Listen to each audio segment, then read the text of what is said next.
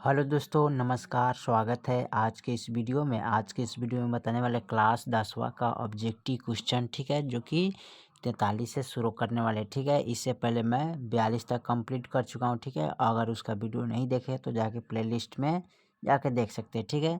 और chapter number 1 का है, ठीक है, जो कि 1 से यानी 42 तक कंप्लीट कर चुका हूँ। 43 से आज शुरू करने वाले इस वीडियो में, ठीक है।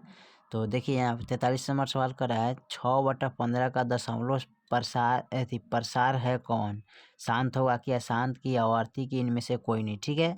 तो देखिए जब 6/15 है तो अंश बटा हर, यानी कि हर के नीचे जब गुणाखंड कर देंगे 3 यानी 2 5 आ जाता है, ठीक है। तो क्या होता है हमारा दशमलव प्रसार क्या हो जाएगा? शांत हो जाएगा, ठीक है। अगर जिसमें 2 5 नहीं आएगा तो दशमलव प्रसार शांत नहीं हो पाएगा, ठीक है।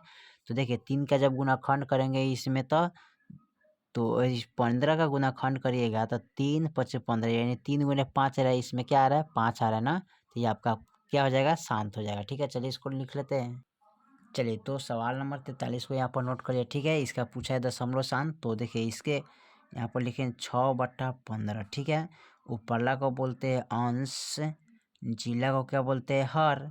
तो हर को गुणाखंड करेंगे, यानी कि 15 का गुणाखंड 3×5 = 15, इसमें क्या आ रहा है? 5 आ रहा है। तो ये क्या हो जाएगा आपका? शांत हो जाएगा, ठीक है। क्या हो जाएगा? शांत, ठीक है। चलिए सवाल नंबर 44 को देखते हैं। 44 में क्या कह रहा है?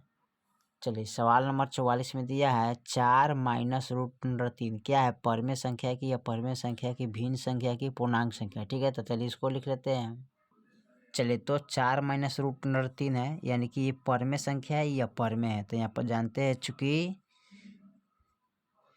परमेय संख्या माइनस अपरिमेय संख्या, ठीक है, क्या प्राप्त होता है? तो यहाँ पर प्राप्त होता है अपरिमेय संख्या, ठीक है। तो आपका हो जाएगा क्या? अपरिमेय संख्या हो जाएगा। चलिए उसके बाद 44 के बाद 45 को देखते हैं क्या कर रहा है। चलिए सवाल नंबर हमारा 45 का निम्नलिखित में कौन अपरिमेय संख्या है, ठीक है। अपरिमेय कौन इसमें है? अपरिमेय संख्या। तो अपरिमेय संख्या उसको बोलते हैं जिसका वर्गमूल नहीं निकलता है, उसी को हम क्या बोलते हैं? अपरिमेय संख्या। यानी कि 36 का वर्गमूल 6 होता है, 64 का वर्गमूल 8 हो गया, 1 का वर्गमूल 1, 81 का वर्गमूल 9 होता है, 3 का वर्गमूल नहीं निकलता है ना, 5 का वर्गमूल निकलता है, ठीक है। तो हमारा हो जाएगा कौन? सी नंबर, यानी कि 45 का कौन हो जाएगा? सी हो जाएगा, यानी कि 3/√5, ठीक है। तो चलिए इसको नोट कर लेते हैं। चलिए तो यहाँ पर 45 का लिख लिया है √3/5 क्या है? अपरिमेय संख्या, क्योंकि 3 का वर्गमूल नहीं निकलेगा और ना 5 का वर्गमूल निकलेगा, इसलिए क्या हो जाएगा? अपरिमेय संख्या हो जाएगा, ठीक है। चलिए 45 के बाद 46 नंबर को देखते हैं। 46 में क्या कह रहा है? 46 नंबर सवाल कर रहे हैं, दो परमेय संख्याओं के बीच कितनी परमेय संख्या हो सकती है, ठीक है। यानी कि सॉरी 46 नंबर, निम्नलिखित में कौन सी अभाज्य संख्या है, ठीक है। तो अभाज्य संख्या उनको कहते हैं जो केवल 1 से कटे और जितना है उतना ही से कटे। तो कौन हो जाएगा? 11 हो जाएगा। 11 1 से कटेगा, ठीक है, और जितना है उतना ही से कटेगा। तो इसको लिख लेंगे। चलिए लिख लेते हैं।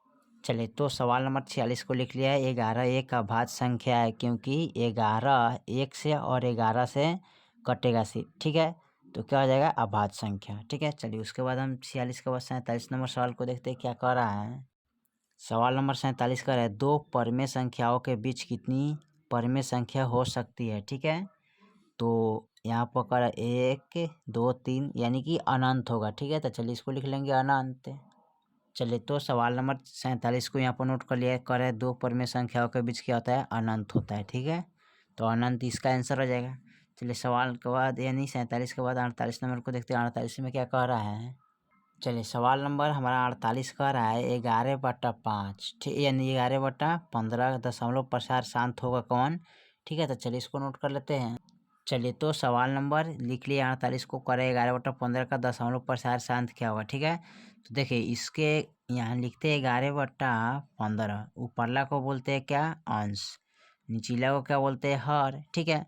तो हर का गुणाखंड करते हैं ना, तो 15 का गुणाखंड करिएगा तो कितना आएगा? 3 × 5। तो जिसके गुणाखंड में 2 5 आ जाता है वो तो क्या होता है? शांत होता है। तो क्या होता है? शांत। तो लिखिएगा क्या होगा? शांत, ठीक है। यही आपका आंसर हो जाएगा। ठीक है, चलिए सवाल नंबर 49 को देखते हैं। 49 में क्या कह रहा है, चलिए सवाल नंबर 49 में कह रहा है निम्नलिखित में कौन अपरिमेय संख्या है। ठीक है, तो अपरिमेय संख्या किसको कहेंगे, जिसका वर्गमूल नहीं निकलता है। तो 64 का वर्गमूल निकलता है, इसका होता है 8, 36 का होता है 6, 81 का 9, यानी इसका वर्गमूल हो जाएगा कितना, इसका नहीं निकलेगा ना, यानी कि 49 का वर्गमूल नहीं निकलेगा। ठीक है, तो 2.5 हो जाएगा। ठीक है, तो चलिए इसको लिख लेते हैं। चलिए तो यहाँ पर लिख लिए 49 नंबर करा √2.5 एक अपरिमेय संख्या है, क्योंकि इसका वर्गमूल नहीं निकलने वाला। ठीक है, इसलिए क्या हो जाएगा, अपरिमेय संख्या हो जाएगा। ठीक है, 49 के बाद हम 50 नंबर सवाल को देखते हैं। 50 नंबर में क्या कह रहा है, चलिए सवाल नंबर 50 कह रहा है √2 एक क्या है, परिमेय संख्या की अपरिमेय संख्या है। ठीक है, तो क्या हो जाएगा, अपरिमेय संख्या, यानी कि 2 का वर्गमूल नहीं निकलता, इसलिए क्या हो जाएगा, अपरिमेय। चलिए तो यहाँ पर लिख लिया 50 नंबर सवाल को, कह रहा है √2 क्या है, एक अपरिमेय संख्या है, क्योंकि √2 का वर्गमूल नहीं निकलता है, इसलिए क्या हो जाएगा, अपरिमेय संख्या हो जाएगा। ठीक है, चलिए 50 के बाद 51 नंबर देखते हैं। 51 में क्या कह रहा है, चलिए सवाल नंबर 51 का है 2 या 2 से अधिक अभाज्य संख्याओं का मौसा है क्या। ठीक है, 2 या 2 से अधिक अभाज्य संख्याओं का मौसा क्या होता है। ठीक है, 51 नंबर सवाल है तो 1 होता है। ठीक है, तो 1 लिखेंगे।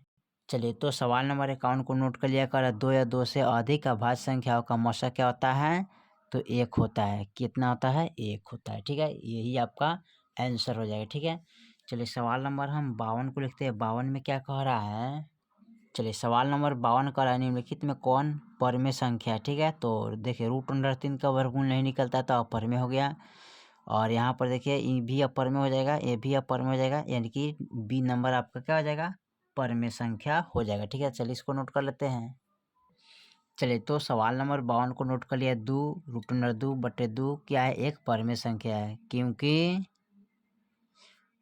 यहाँ पर 2√2/√2, तो √2 से √2 कट गया तो बच गया 2, इसके बटे में क्या है, 1 छिपा रहता है, इसलिए क्या हो जाएगा, परिमेय संख्या हो जाएगा। ठीक है, चलिए सवाल नंबर हम 53 को देखते हैं। 53 में क्या कह रहा है, चलिए सवाल नंबर हमारा 53 का है 2 क्रमांक सम संख्याओं का HCF क्या होगा। ठीक है, तो 2 क्रमांक संख्याओं का HCF हमारा 2 हो जाएगा ना, तो यहाँ पर 2 लिख लेते हैं।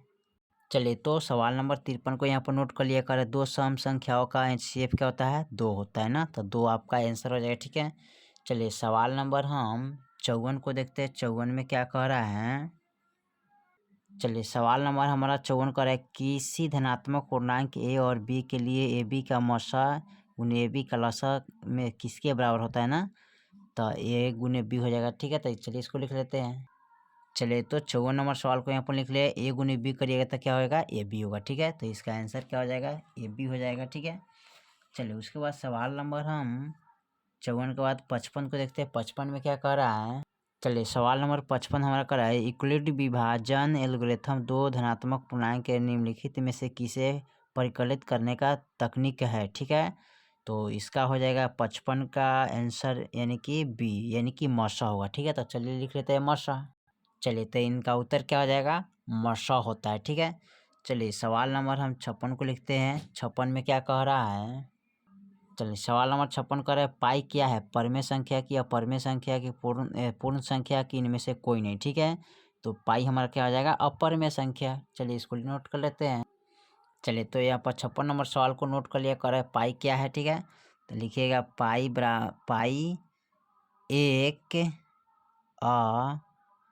अपरिमेय संख्या है, क्योंकि पाई बराबर 22/7 का मान क्या होता है, लगभग होता है। ठीक है, इसलिए क्या हो जाएगा,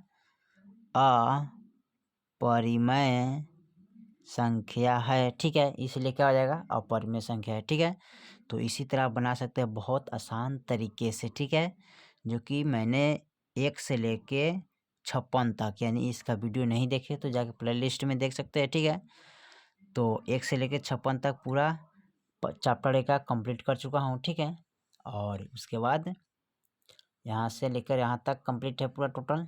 तो फिर मिलते हैं अगले वीडियो में, तब तक के लिए जय हिंद, जय भारत।